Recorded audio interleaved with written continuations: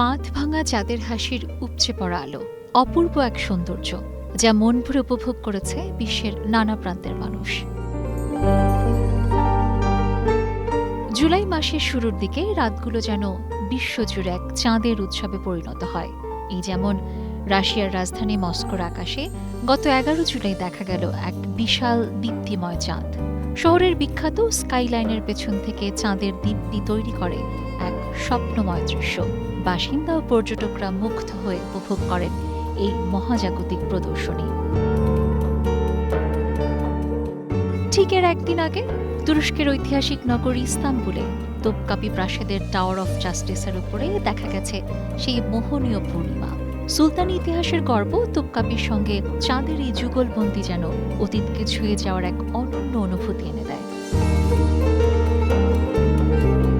Istanbul মুগ্ধ হবার পরদিন ফের মস্কোর আকাশে পূর্ণিমা। এবার রাশিয়ার পররাষ্ট্র মন্ত্রণালয়ের স্টালিন যুগে সেই সুউচ্চ ভবনের পেছন থেকে উঠে আসে চাঁদ। উজ্জ্বল চাঁদের আলোয় ঐতিহাসিক এই ভবনটি আরও মনোমুগ্ধকর হয়ে ওঠে। স্বচ্ছ আকাশের কারণে অনেকেই ক্যামেরায় বন্দী করেছেন এ মুহূর্ত। এদিকে বিশ্বের অন্য প্রান্তে 9 জুলাই যুক্তরাষ্ট্রের সান ফ্রান্সিসকোতে দেখা যায় আরেক মনোরম দৃশ্য।